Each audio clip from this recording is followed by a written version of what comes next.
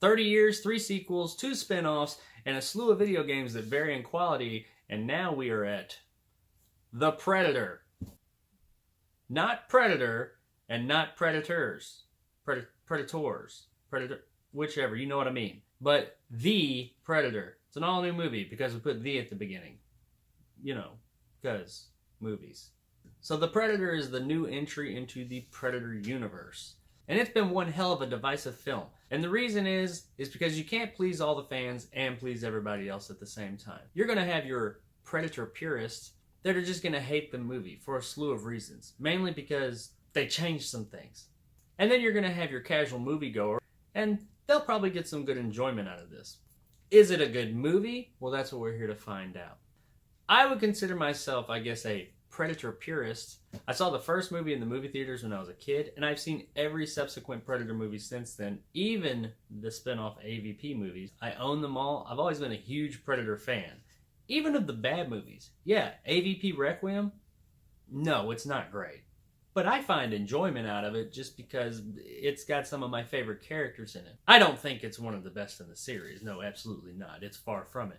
But there's something about it. I can still watch it, have a good time, and understand that, you know, this is crap. But it's crap I enjoy because it's got some characters in it that I like. Now, I'm not going to spoil the movie here, but I will give you a brief synopsis of what it's about. Ultimately, it's about 3 factions. You have Little Predator, you have Big Predator, which I'm not spoiling anything there because it was all over the trailers. And if you've seen anything about the Predator, you already know this. I think it's even on the posters. And you have the humans. So pretty much the setup of any Predator movie. You have Predator, or Predators, and humans. Little Predator is here for a reason, and Big Predator is after Little Predator. Humans, as they do, just get in the way of shit. And of course, become cannon fodder and get killed. Now our main human hero, through turn of events, ends up with a crew of pretty much crazy people. Well, they're not really crazy. Some of them are, some of them aren't, but they're classified as crazy, and it kind of sort of explains all that. And each of them is given a little bit of backstory to varying degrees. You know from the get-go that this bus full of people that are going to be the main characters, the crew, some of them, if not all of them, are going to die. That's okay. But what the movie tries to do is set it up to where you actually care about them at least enough to where when they die, it's somewhat impactful. You're not going to be crying about any of them. At least it holds a little bit more weight when one of them goes than random red shirt number 3 who dies in the background in some movie. Without ruining anything, I think that the movie does actually a fairly okay job with giving them just enough character and backstory, with the exception of 1 or 2 of them. All of them are given a little something, but there's 1, maybe 2 that are just a bit more expendable. While they have some character, you can tell as the movie goes on, okay, this movie had too many characters, and they kind of pushed these guys off to the side because they were the least interesting out of the crew. As a whole, everybody in the crew does a pretty good job. I mean, for what it is. It's a Predator movie. What are you expecting here? If you've seen any other reviews or heard any other talk about The Predator, then you know a lot of people are going as far as to label it a comedy. There are a lot of jokes in this movie. A lot more than any of the previous Predator movies. Predator movies have always had a bit of humor in them. More one-liners than jokes. Yeah, granted, in the first one, ironically enough, Shane Black, who's the director of this movie, played the character who was telling the jokes in that movie. But it's a lot less jokes and more one-liners. This movie has a lot of jokes and just some random sets of dialogue that happen throughout the movie that really don't play any part in the movie or have any weight whatsoever, but they're just there to be funny. Levity in a movie is fine. It's worked for the MCU, great. And while here, maybe it's not quite as successful, I'm okay with it. Is it a big departure from the other Predator films? Yeah, it is. And that's really the main part where the purists are going to have a problem. But yeah, the comedy is very different from the other movies in the Predator franchise. But that's okay. You gotta have change, man. This franchise is over 30 years old now. At some point in time, you have to have some change. Was it the right change? Was it the change that this franchise needed? Honestly, probably not. It's not offensive to me. I don't mind it. But no, I don't think that this is what's going to revitalize the franchise by adding in MCU-esque comedy, albeit R-rated. Very, very R-rated in some parts, comedy. And that's really one of the things that a lot of people are harping on, is that comedy aspect. Because it is throughout. Even The homages, some of them are funny. I mean, you know they're coming. It's a 30-year-old property. You know they're going to throw some homages out to it. I enjoyed them. So does the comedy land? Not all of it. It really depends on your disposition to the Predator movies as a whole, and to just where movies are today, if you're going to enjoy it or not. So did it all work? Maybe. Maybe not. I didn't mind it.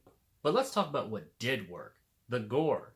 It's there. A lot of people were afraid when this movie was in production that it was going to be maybe delegated to that PG-13 hell, which a movie like Predator just doesn't need to be. Predators are violent. I mean, they're known for ripping people's heads off with their spines attached. I really don't know how you can do that in PG-13. I mean, I'm sure somebody could show me, but I really don't know how that could be quite as effective. So yeah, the movie went for a hard R. It's got tons of violence, tons of language, and just tons of everything that R-rated needs. It probably checks off every single box in that little R-rated box underneath the big R. So the purist there, everybody who's looking for that kind of thing in the Predator movie, should be happy. Does that make it a good movie? No. I'm not saying it's not a good movie, but that's not what makes it a good movie. That's just one of the ingredients that allows Predator to be the movie that it needs to be and to be a part of that franchise. It's just an R-rated franchise. Now I want to talk about my one major gripe. The one thing that did bother me about the Predator.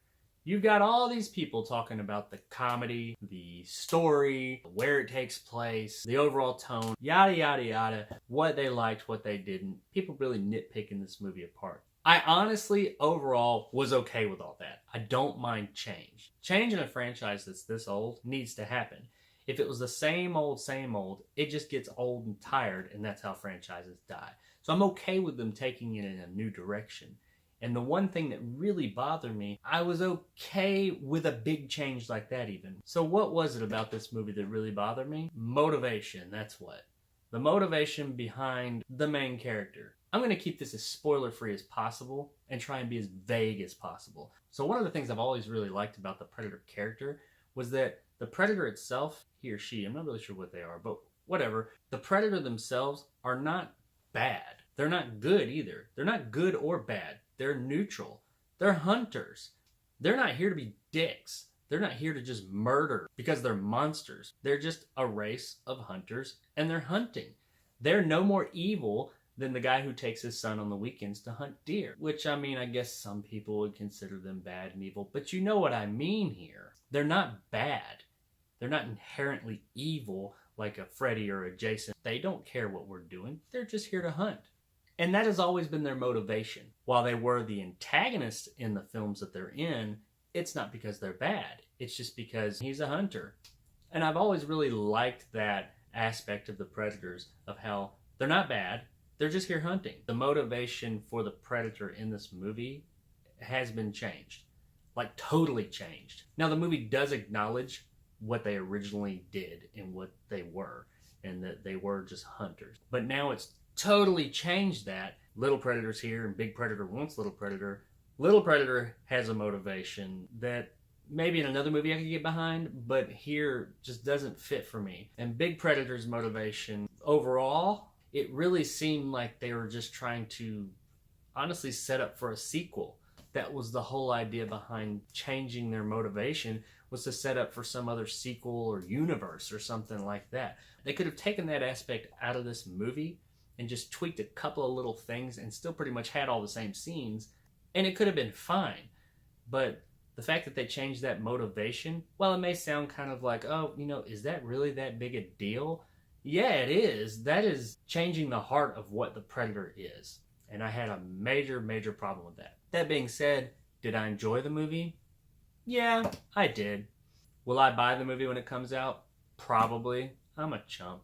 I did enjoy the movie overall. While I was able to overlook all the little flaws, that one thing did stick with me. That change in motivation for that character really did kind of get under my skin. I was able to look past it and enjoy the film for what it is, but that is probably the one main thing that stuck with me after the credits and days later. Do I think that that just totally ruined the movie? No, I don't think it totally ruined the movie.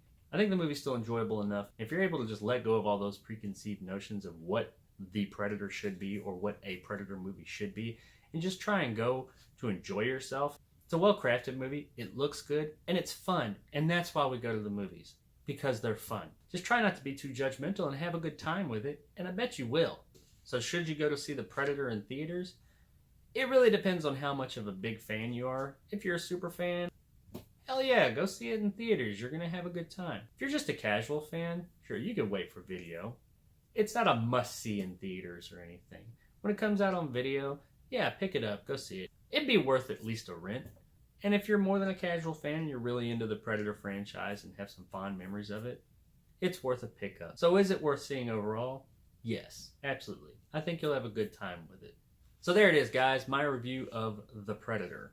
If you've seen it, let me know what you thought in the comments below. If you enjoyed this video and want to see more, click that subscribe button. It helps out my channel tremendously. If you liked the video, give me a thumbs up. If you didn't, let me know in the comments below why. And as always, thanks for watching, guys. I really appreciate it, and I'll see you next time.